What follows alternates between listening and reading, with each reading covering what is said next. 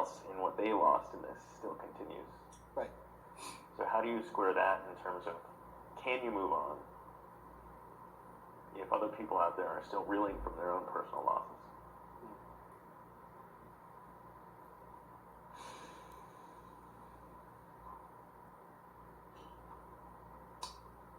It's a tough question. It's not easy. Especially because there's also a time series to this as well, right? Like, you could need that money right away to be able to do things for your family, and a crash like this just makes it impossible to do that. So I just don't have an answer there. Luna Foundation Guard still has 200 million? It's like 311 Bitcoin, and then like a large chunk of AVAX. So Avalanche wasn't touched during the PEG events, and then it has some. Is that because there's a token lockup? No, there's no token lockup. It just, you know, like if you tried to sell an altcoin when Bitcoin is crashing, it just wouldn't have worked. You know? Yeah. Pressures the price. Right. But when it comes to the last update on using that to make people whole, that was the last update I saw from LFG. Yeah, so what we plan to do is basically do a program whereby in the first week, everybody that held up to, let's say, X thousand amount of UST can claim against this LFG reserve. And then week 2, that amount goes up. Week 3, that amount goes up again.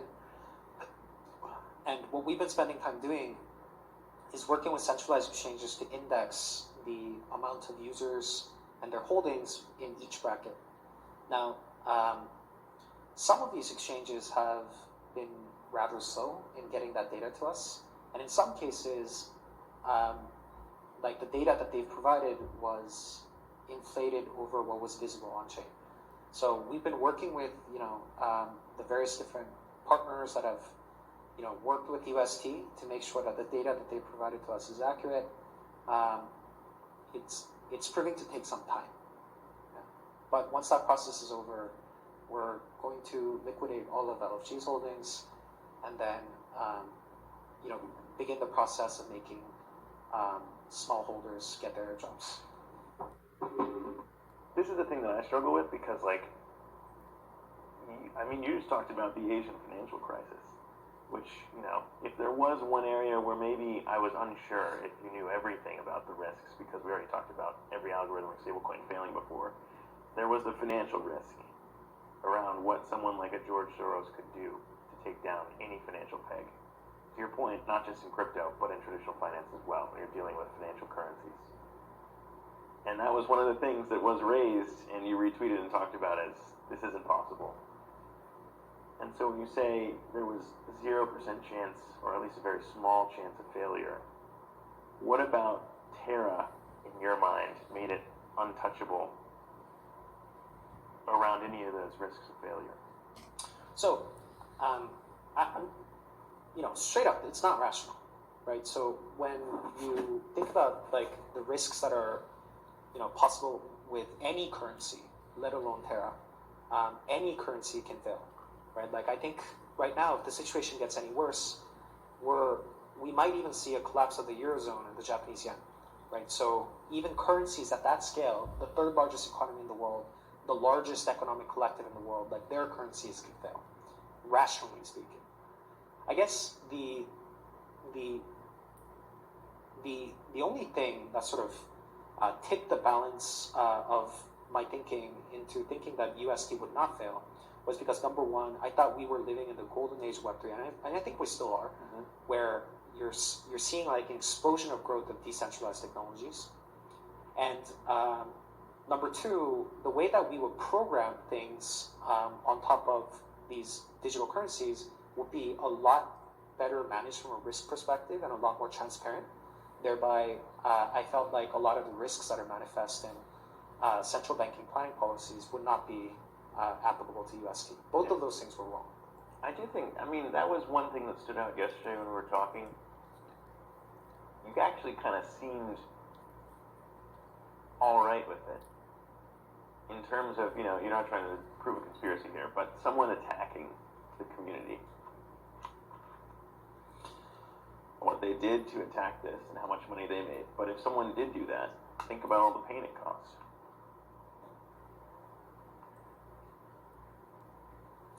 In every trade, there's collateral damage, right? So, for example, if you're buying a token, then somebody that put out a short gets hurt. And then when you sell a token, that loss is socialized amongst the rest of the holders.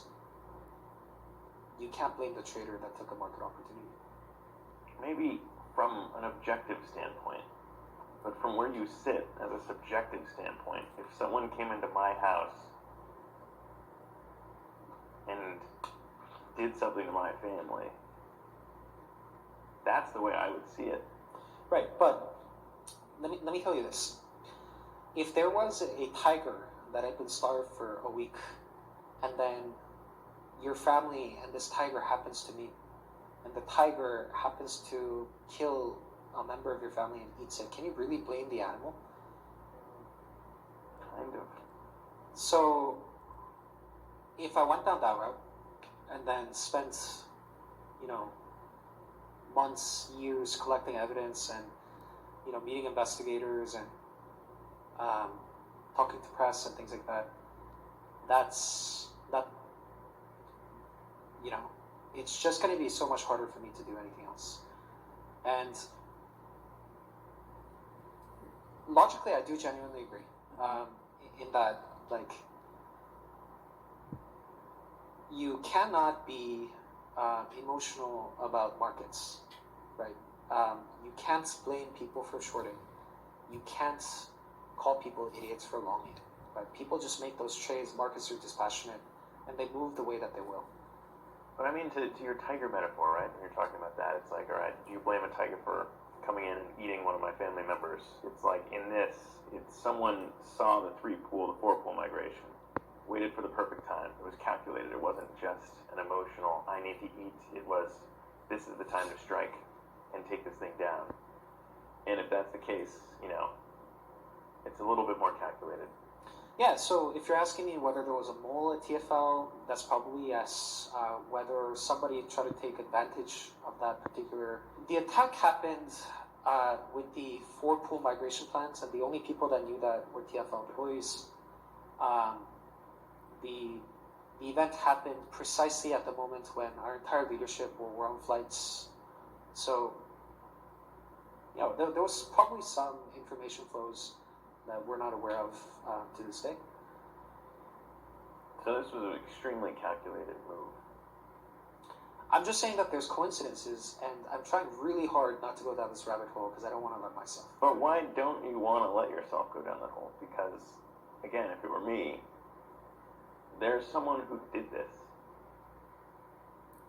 And there's an aspect of, I don't want to say revenge, but there's an aspect of trying to figure it out that would be really hard to turn off. But what good would that do, right? Like, let's say that we found like a dark network of like hedge funds that have tried to take down Terra and Luna. Like, what could that do? But I think about kind of the way that you responded to some of those tweets about how this could be done. You said, billionaires in my network, test me and try. Find out.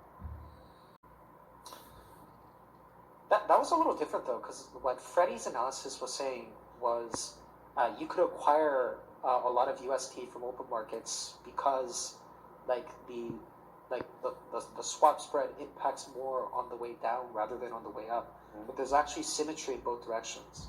Like if that analysis had concluded like the timing of LFG, like trying to build reserves to let's say to build like Bitcoin reserves and things like that, that would have been a totally different dynamic. But those things hadn't existed at that point.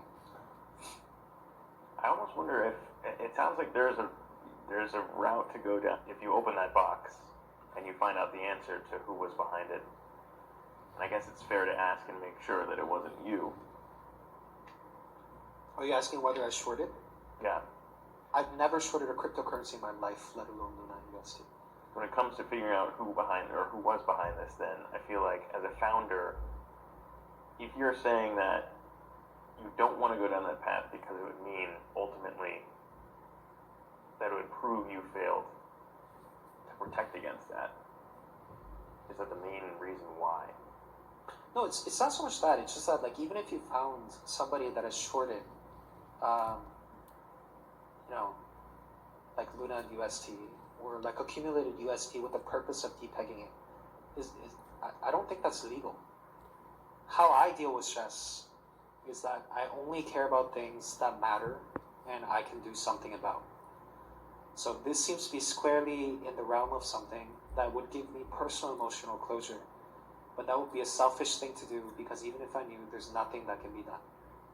Right? So I choose to spend my time, you know, not blaming other people, but instead focusing on what we can do next with the resources that are available, with like the insights and the talent that we've accumulated over the years. And that's what gives me closure.